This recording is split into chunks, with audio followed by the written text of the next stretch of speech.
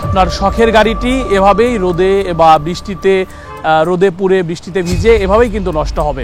আদালতের নির্দেশ না পাওয়া পর্যন্ত এই গাড়িগুলো এভাবেই থানার সামনে বা থানার ভেতরে খোলা আকাশের নিচে পড়ে থাকে। এই গাড়িকে জব্দ করা হচ্ছে আলামত হিসেবে, তবে আলামত তো নষ্ট হয়ে যাচ্ছে।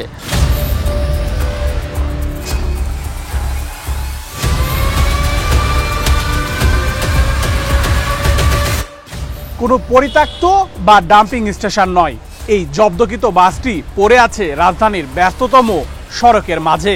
আর এটি হচ্ছে গুলশান থানার সামনের চিত্র। দর্শক, রাজধানীর প্রায় বেশিরভাগ থানার সামনেই এবং থানার ভেতরেই জব্দকৃত যেই কোটি কোটি টাকার গাড়ি। বিস্ময়কর এই উন্নয়নে গর্বিত জাতি, গর্বিত নতুন ধরা পরিবার, আবাসনে আস্থার আদর্শ। নতুন ধরা, নতুন প্রজন্মের নতুন পৃথিবী। জব্দকৃত যেই কোটি কোটি টাকার গাড়ি, সেই গাড়িগুলো এভাবেই খোলা আকাশের নিচে রোদে বৃষ্টিতে ভিজে নষ্ট হচ্ছে প্রতিনিয়ত। মামলা জটিলতার কারণে এ সকল গাড়িগুলো পড়ে থাকছে এভাবেই। রাজধানীর বিভিন্ন এলাকায় যে থানাগুলো রয়েছে, প্রায় প্রতিটি থানার সামনেই এভাবেই অযত্নে অবহেলায় বিভিন্ন মামলায় জব্দকৃত গাড়ি যেগুলো সেগুলো পড়ে থাকে। এই বাসটি হয়তোবা দুর্ঘটনাবশত কোথাও দুর্ঘটনার শিকার হয়েছিল এবং সেই দুর্ঘটনা থেকে বাসটিকে রেস্কিউ করে নিয়ে এসে রাখা হয় গুলশান থানার সামনে। এই গাড়িগুলো কোনো না কোনো মামলার আলামত হিসেবে বা কোনো না কোনো ক্রাইম অথবা অপরাধে জড়িত থাকার জন্য কিন্তু এই গাড়িগুলোকে পুলিশ দ্বারা জব্দ করা হয়।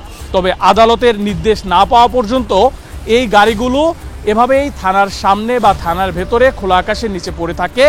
আর যার কারণে এই গাড়িগুলোর যে চলাচলের জন্য অনুপযোগী হয়ে পড়ে দিনের পরে দিন।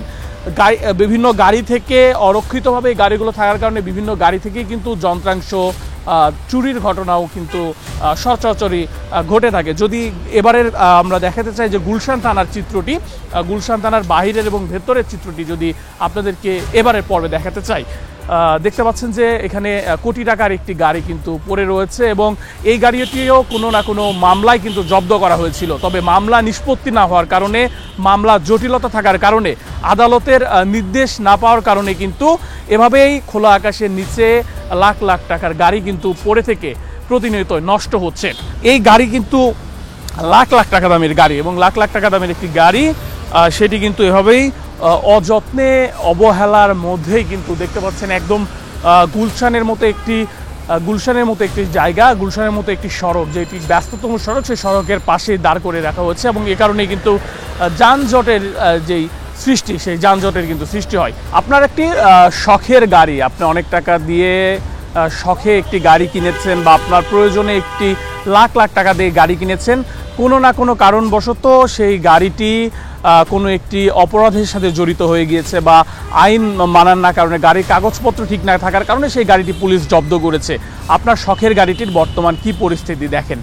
আপনার শখের গাড়িটির পেছনের কাচ নেই, চাকার অবস্থা খারাপ, ভেতরের যে যন্ত্রাংশ সেই যন্ত্রাংশ নেই। শুধুমাত্র দেশের যেই আইনি ব্যবস্থা বা মামলার যেই ধীরগতির কারণেই আপনার শখের গাড়িটি এভাবেই রোদে বা বৃষ্টিতে রোদে পুড়ে বৃষ্টিতে ভিজে এভাবেই কিন্তু নষ্ট হবে এবং এভাবে নষ্ট হবে না, নষ্ট কিন্তু হচ্ছে। বাংলাদেশের যে আইনি জটিলতা বা আদালতের নির্দেশ ছাড়া এই গাড়িগুলোকে যেমন একদিকে পুলিশ ডাম্পিংয়ে দিতে পারে না, অন্যদিকে যেমন মালিক পক্ষকে বুঝিয়ে দিতে পারে না, তাছাড়াও এই গাড়িগুলোকে সুরক্ষা দিতে পারে না, যার কারণেই এভাবেই কিন্তু আপনার শখের গাড়ি কিন্তু এভাবেই নষ্ট হচ্ছে। এবং এই দায়টি আসলে কার? এই গাড়ি আমার প্রশ্নটি হচ্ছে, এই গাড়িটি তো ক্রাইম করেনি, এই গাড়ি তো অপরাধ করেনি। এই গাড়ির সংশ্লিষ্ট যারা মালিক অথবা এই গাড়িটির চালক বা গাড়ির সাথে যারা সম্পর্কিত, তারা হয়তো বা অপরাধ করেছে, তারা হয়তো বা ক্রাইম করেছে। এখন এই গাড়িটি জব্দ করা কেন হয়েছে আপনারা জানেন? জব্দ করা হয়েছে কারণ হচ্ছে এই গাড়িটি মামলার আলামত হিসেবে একটি গাড়ি জব্দ করা হয়, বেশ কয়েকটি কারণে জব্দ করা হয়। তবে সচরাচর যে কারণে জব্দ করা হয় সেটা হচ্ছে গাড়ির কাগজপত্র যদি ঠিক না থাকে সে কারণে জব্দ করা হয়। আরেকটি বিষয় হচ্ছে যে আলামত হিসেবে জব্দ করা হয়।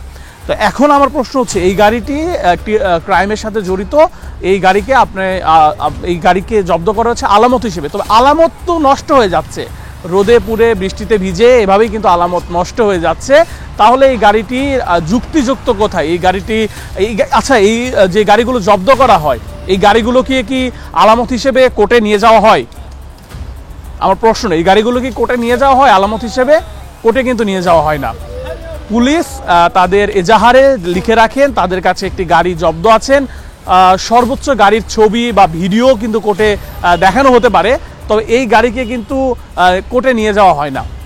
এবং এই একটা গাড়ি বছরের পর বছর, এমনও গাড়ি রয়েছে যে 50 বছর 40 বছর ধরে থানার মধ্যে পড়ে রয়েছে, সেই গাড়িকে ডাম্পিংও দিতে পারে না পুলিশ, সেই গাড়িকে ডাম্পিংও দিতে পারে না, সেই গাড়িকে মালিক পক্ষকেও বুঝিয়ে দিতে পারে না, বা সেই গাড়ির যে সুরক্ষা সেটিও দিতে পারে না।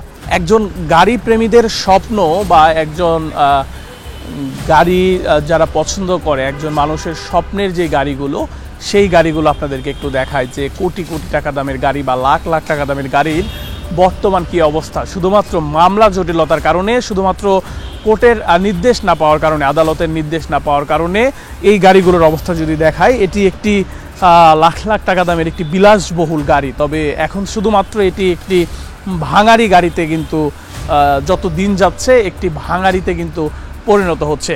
গাড়ির সামনের গ্লাসে দেখতে পাচ্ছেন যে ময়লার স্তূপ জমে গিয়েছে, ঘাস জমে গিয়েছে, লতাপাতা গজিয়েছে, এবং কোটি টাকার এই গাড়িটি হয়তো আর কিছুদিন পরেই ঠিক পেছনের এই গাড়িটির মতো ভাঙারি গাড়িতে পরিণত হবে এবং চলাচলের যেই অনুপযোগী, সেই চলাচলের অনুপযোগী হয়ে পড়বে। এই গাড়িটির পরিস্থিতি বা এই বিলাসবহুল গাড়িটি, লাখ লাখ টাকা দামের গাড়িটির পরবর্তীতে এই গাড়িটির পরিস্থিতি কেমন হবে সেটি যদি দেখতে চান সেটি আপনাদেরকে দেখাই যে এই গাড়িটি এখন ভালো অবস্থাতে রয়েছে। আর কয়েক বছর পরেই সেম এই গাড়িটি কিন্তু হয়ে যাবে এই গাড়ির মতো, অর্থাৎ দেখতে পাচ্ছেন যে এই গাড়িটি কিন্তু আর কখনোই চলাচল করতে পারবে না, কখনো রাস্তায় নামতে পারবে না। তো আপনার শখের গাড়িটি শুধুমাত্র মামলা জটিলতার কারণে কিন্তু ঠিক এরকম একটি বিলাসবহুল গাড়ি থেকে এরকম একটি ভাঙারি গাড়িতে পরিণত হবে। শুধুমাত্র এটি নয়, এপাশে আরও বেশ কিছু গাড়ি রয়েছে যেগুলো একসময় সড়কে বিলাসবহুল হিসেবে ছিল, তবে এখন ভাঙারি গাড়িতে পরিণত হয়েছে। এই গাড়িগুলো কিন্তু একসময় ভালো গাড়ি জব্দ করা হয়েছিল, কোনো অপরাধের সাথে জড়িত থাকার কারণে গাড়িগুলো জব্দ করা হয়েছিল, তবে এখন এই গাড়িগুলো কিন্তু শুধুমাত্র ভাঙারি হিসেবে থানাতে পড়ে রয়েছে। এই গাড়িগুলো কখনোই কোর্টে যাবে না, এই গাড়িগুলো কখনোই মামলার আলামত হিসেবে কিন্তু প্রদর্শন করা হবে না কোর্টে। তবে তারপরেও কিন্তু এই গাড়িগুলোকে এখানে এভাবেই বিভিন্ন থানায় ভেতরে বা বাইরে ফেলে রেখে কিন্তু নষ্ট করা হচ্ছে, বা যে মামলার আলামতগুলো, সেই আলামতগুলো কিন্তু এভাবেই বছরের পর বছর পরে থেকে ধ্বংস হয়ে যাচ্ছে। গুলশান থানার যেই জব্দকৃত গাড়িগুলো ছিল সেই গাড়িগুলোর খবর জানাচ্ছিলাম আমি নেহাল আহমেদ প্রান্ত।